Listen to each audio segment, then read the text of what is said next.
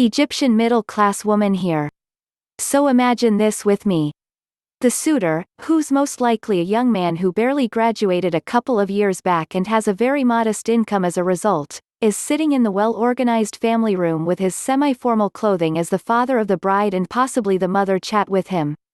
Now the father seems happy with him, and the daughter had already approved with shy giggles.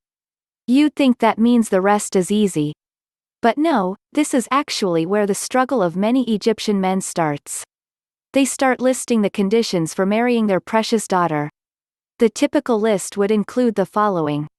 A decent dowry, which in our traditions usually goes to furnishing the house with the fanciest things we can get, because every newlywed couple needs to live on a high level that in no way suits their income. I mean, what's the other option? Starting together from scratch? What a silly idea. A jewelry gift. This is usually some form of diamond jewelry or a bunch of golden ones. A fully paid for apartment. Preferably vast so that we can brag to everyone about it. High quality furniture and an abundance of things that we'll never need, like a ridiculous number of china plates which will almost never be used because they are too expensive that we are afraid to touch them. Of course, the great wedding because it's every girl's dream. And did I mention that every single time he visits the house of his fiancée he must bring some sort of flowers or chocolates or he'll be looked at as cheap? Of course, our poor suitor will have to spend his precious 20s saving up for this marriage. Because our daughter doesn't deserve any less than this. Anyhow, I think I made my point clear.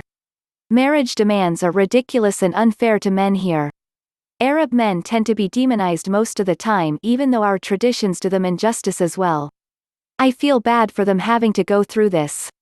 There is a popular belief that if the family of the bride doesn't do this, the suitor will think that their daughter is cheap or flawed, because why else is she asking for way less than all her peers? Recently more people are open for change and cut down on their demands though, and I hope that this keeps going until ridiculous marriage demands disappear.